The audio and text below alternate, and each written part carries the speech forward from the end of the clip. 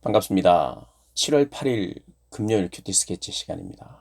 오늘 본문은 고린도후서 4장 13절부터 18절까지의 말씀입니다. 오늘 본문이 이렇게 시작합니다. 기록된 바 내가 믿었으므로 말하였다 한 것 같이 우리가 같은 믿음의 마음을 가졌으니 우리도 믿었으므로 또한 말하노라. 주 예수를 다시 살리시니가 예수와 함께 우리도 다시 살리사 너희와 함께 그 앞에 서게 하실 줄을 아노라. 오늘 본문은 사도 바울이 다시 한번 믿음에 대해서 우리의 믿음이 무엇인가, 믿는 내용이 무엇인가, 무엇을 주목하며 살아야 하는가 설명하는 본문입니다. 우리가 믿었으므로, 내가 믿었으므로 우리가 같은 믿음의 마음을 가졌다. 뭘 믿었을까요? 믿음의 내용이 무엇인지 그 다음 절에서 소개를 합니다. 주 예수를 다시 살리신 이가. 우리가 여러 가지 믿어야 할 것들이 있지요. 진리를. 그런데 특별히 우리가 믿어야 할 아주 중요한 것이 뭐냐면 주 예수를 살리신 하나님께서 우리도 살리실 것이다. 죽음에서 건질 것이다. 죄에서 구원할 것이다. 그리고 우리 육체는 죽지만 영원히 다시 살 것이다. 부활하여. 그러니까 살리신다 이 말입니다. 그리고 더 이상 죽지 않는다는 것이에요. 물론 우리가 사람이 죽기만 하면 어떻게 해서 어떤 삶을 살았든지 어떤 믿음을 가지고 있었든지 하나님을 알든지 모르든지 다 살리고 영원토록 복을 받으면서 구원을 얻는 삶을 사는 것은 결코 아닙니다. 믿는 자들을 살리시는데 물론 믿지 않는 자도 나중에는 살아납니다. 그러나 영원한 생명을 유지하면서 영원한 구원 가운데 있는 자들과 영원한 벌 가운데 있는 자가 구별이 되죠. 그것이 무엇 때문에요? 믿음 때문에. 믿음 때문에. 누구를 믿었느냐? 무엇을 믿었느냐? 믿음 때문에 사람들은 이제 구별이 됩니다. 오늘 본문은 분명히 우리가 살아난다는 거예요. 살아난다. 그러면서 살아나는 것으로 끝이 나느냐? 그러면 살아나서 영원히 사는 것이 그게 결국에 우리의 궁극적인 목표인가? 그게 아니고 누구와 함께 영원히 사느냐가 중요하죠. 이어지는 내용이 우리도 다시 살리사 너희와 함께 그 앞에 서게 하신다. 그 앞에, 그분 앞에 서게 한다는 거예요. 여러분, 그래서 우리는 꼭 기억해야 됩니다. 우리는 다시 살아나는데요. 구원을 받는데요. 그분 앞에 서야 해요. 여러분, 선다는 것은 선다는 것은 우리를 평가하실 분이 있다는 거예요. 평가가 있습니다. 그러면 우리의 삶의 내용, 삶을 향한 요구가 있었던 거죠. 어떻게 보면 숙제도 있는 거예요. 이 땅에서 유한한 인생을 우리가 살면서 하나님이 내준 숙제가 있는 거예요. 하나님의 백성답게 사는 게 숙제입니다. 그리고 하나님을 사랑하는 게 숙제예요. 그분은 그런 숙제를 내주셨습니다. 그러나 그 숙제는 죄 때문에 너무 하기 싫은 게 됐지만 사실은 죄를 해결하고 그 숙제를 하면 할수록 그것이 너무 우리를 위한 숙제였고 또 우리가 너무 복된 삶을 살게 되는 비결이었으며 그 숙제 때문에 우리가 기쁘게 되는 것이 하나님이 요구하시는 게 그거였어요. 나를 사랑하라. 내 말에 순종하라. 내가 너의 창조주다. 내가 생명의 주관자다. 그러니 생명을 부여하신 분도 그분이시고 생명을 만드신 분도 우리에게 생명이 되게 하신 분도 생명이 그분에게서 나왔어요. 그래서 그것이 그분의 것입니다. 우리는 그분의 것이죠. 그러니 누구든 그분 앞에 서는 거예요. 그래서 우리의 믿음을 보십니다. 그 앞에 선다는 것을 기억해야 돼요.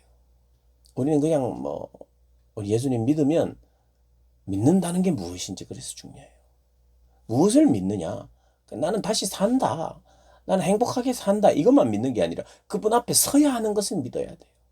우리가 다시 살아나서 그분 앞에 서야 되는 거. 그분을 만나야 하는 거예요. 그리고 그분과 함께 영원히 함께 하는 거예요. 그분 앞에 서서 숙제검사, 율법을 지켰냐 안 지켰냐 이 검사한다는 뜻이 아니라 그분의 말씀을 통해서 믿기를 원하는 바와 살기를 원하는 바와 어떻게 하나님께 영광을 돌려야 하는 바를 이미 말씀 가운데 말씀하셨고 사람들을 보내서 말씀하셨고 그래서 그 말씀에 순종했는지를 보는 관계가 형성이 되어 있다는 거죠. 하나님과 우리의 관계라는 게. 가족이 우리와 부모와 관계가 설정이 되어 있잖아요. 부모가 없는 사람은 없죠. 부모가 있으니까 태어났죠. 물론 부모님이 일찍 돌아가셨을 수도 있어요. 그러나 내가 태어났다는 것은 반드시 부모가 있다는 거예요. 그것은 그냥 관계가 내가 생명이 생기는 순간 부모는 있는 거예요. 내가 생명이 있는 순간 부모가 다 돌아가셨다 할지라도 미리 임신을 하고 나서 남자가 아버지가 돌아가셨고 아이를 낳다가 엄마가 돌아가시더라도 생명이 탄생됐다는 것은 이미 관계를 통해서예요. 남자와 여자의 관계. 그리고 그 생명은 무조건 아버지와 어머니를 존재하게 하죠. 어머니와 아버지가 존재해야만 내가 존재하듯이 내가 태어났다는 그 자체가 어머니와 아버지가 있다는 거예요. 우리 생명이 태어났다는 자체가 우리를 만드신 하나님이 있다는 거예요. 그분이 우리의 생명을 주관하시는 생명의 시작이며 생명을 시작하시는 분이에요. 그리고 그분은 시작하고 그 생명을 어떻게 할 줄 모르고 생명이 그냥 꺼져가고 생명의 불이 꺼져가면 어떻게 하실 줄 모르는 분이 아니라 생명의 불이 꺼졌으면 다시 붙이시는 분.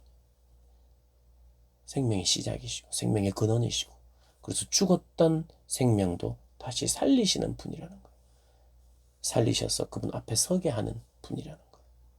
이 믿음이 필요해요. 우리가 이 땅을 살면서. 내가 주님을 믿습니다 할 때 내가 믿음으로 이 모든 것을 내가 뚫고 나가기도 하고 이런 것이 무엇입니까? 내가 다시 산다는 거예요. 다시 산다는 것은 내 생명이 영원하다는 것이고 그것이 소망이 되는 거예요. 영원한 삶에 대해서. 그러나 반드시 그분 앞에 서야 하고 그리고 그분과 영원히 함께 가야 하는 것. 그것이 우리의 생명이 가야 하는 길입니다. 그러니 그것을 믿고 의지하고 다른 사람들은 그게 소망이 되는 거예요. 내가 그분 앞에 서기를 원하는 거예요. 영원한 생명을 얻은 것에 대해서 감사하는 거죠. 그래서 오늘 본문을 보면 우리가 주목해야 될 단어들이 그 믿음, 다시 살리시는 것, 살리심, 그것이 소망이요, 영원한 생명이요. 그리고 그분 앞에 선다는 것, 만난다는 것. 근데 이 땅을 살면서 고난이 있습니다. 그죠?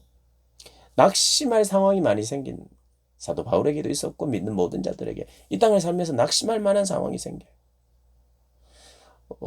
어제도 그제도 말씀드렸습니다만 사도 바울은 너무 귀한 일을 했음에도 불구하고 귀한 일을 하면 귀한 대접을 받아야 되는데 귀한 일을 하지만 질그릇과 같은 그런 대접을 받는 거예요. 그러나 그럼에도 불구하고 내 질그릇 안에 귀한 분이 담겨 계시고 보배가 계시기에 나는 괜찮은 거예요. 나는 원래 질그릇이에요. 내가 그러나 그럼에도 불구하고 내 질그릇인 내가 예수 그리스도라고 하는 보배를 담고 있기 때문에 나는 또 너무 존귀한 자예요. 사람들이 그렇게 대해주지 않아도 흔들리지 않았어요.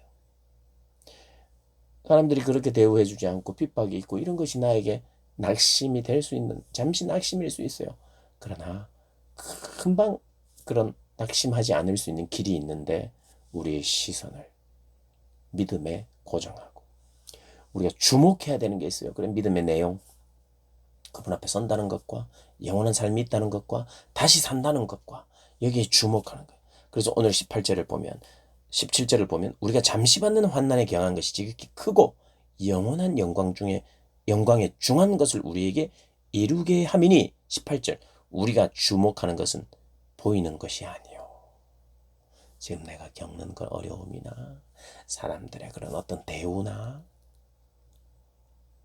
보이는 것은 잠깐인데 영원하지 않는 것인데 그런 보이는 것이 아니요. 보이지 않는 것이니 보이는 것은 잠깐이요. 보이지 않는 것은 영원함이라. 어디에 주목한다는 겁니까? 영원한 것에 주목한다는 거예요. 영원히 있을 것을 우리가 주목해야 될 가치가 있는 것은 이 땅에서 있다가 사라질 것이 아니라 영원토록 있는 것. 영원한 삶, 하나님, 하나님의 나라, 그분의 가치, 그것을 바라보고 살아가는 것입니다.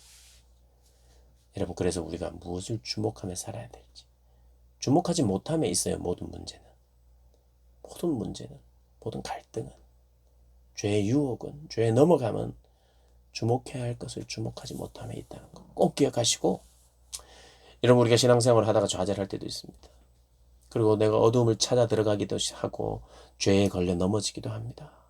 죄에 한번 걸려 넘어지면 또 반복하기도 합니다. 내가 믿는 사람인지 아닌지. 죄가 나를 주장하고 죄의 노예로 끌려가기도 합니다. 그때 여러분 회개도 하셔야 돼요. 근데 회개해도 또 내 삶이 여전히 또 죄를 사모하고 즐거워하고, 잠깐 기도하고 회개하지만 금방금방 죄를 짓는 내 모습을 볼 때 우리는 때로는 회개하기를 연기하기도 하고, 또 때로는 좌절하기도 하고, 나는 참되게 회개하지 않았구나. 나는 내 신앙은 가짜는 아닌가. 하여튼 그런 고민을 하면서 또 죄를 사랑하고 죄를 짓고 이렇게 돼요. 여러분, 그때 우리가 해야 되는 것은요, 내가 보고 듣는 것에 문제가 있는 거예요. 주목해야 될 것을 주목하지 않기 때문에 죄를 반복하게 되고, 주목해야 될 걸 주목하지 않기 때문에 고난이 너무 크게 다가오고, 주목해야 될 걸 주목하면 고난을 통한 영광을 바라보게 되고, 죄의 시궁창과 냄새와 더러움을 주목해야 될 것을 보게 되면 더 깊이 깨닫게 되어서 죄를 멀리하는 거예요. 죄를 가까이 할 수밖에 없는 내 주목의 상태 때문이기에 회개도 해야 되지만 계속해서 내가 주목하는 것을 면밀히 살펴야 돼요. 그래서 주목하는 것, 하나님의 나라, 의, 거룩함에 주목하셔야 돼요. 그러면 죄가 멀어지는 거예요. 죄가 멀어지는 겁니다. 죄가 가까이 오도록 내가 허락하면 안 돼요. 죄는 언제든지 내가 지을 수 있습니다. 다만 죄를 멀리 하는 거예요. 멀리. 죄가 다가오려고 하면 도망가는 것이고, 그게 우리가 이 땅을 살면서 하는 신앙생활입니다. 그래서 신앙생활은 엄밀히 말하면 안정적인 신앙생활은 없어요. 전투적입니다. 신앙생활은 내가 편안하게 살다가도 막 도망가야 되고 뛰어야 되고 죄와 더불어 싸워야 되고 전투해야 되는 것이기 때문에 안정적인 신앙생활은 없어요. 안정적이다라고 말하고 성경이 말하는 주님이 나의 안전입니다. 나의 만족입니다. 이런 것은요, 전투할 상황이 없거나 치열한 삶이 없다는 게 아니에요. 그런 전쟁 가운데도 주님이 나의 피난처라는 거예요. 그러니까 전쟁 가운데 안정이지, 호수의 잔잔한 물처럼 파도 한번 일어나지 않는 그런 안정은 절대로 없습니다. 신앙생활, 우리의 인생도 그렇고요. 근데 우리가 기도하는 것이 잔잔한 물가에만 계속해서 내가 살 수 있도록, 그리고 여러분, 그렇게 가능하지가 않습니다. 어떻게 잔잔합니까? 사단이 하나님께 허락받은 게 있기 때문에요.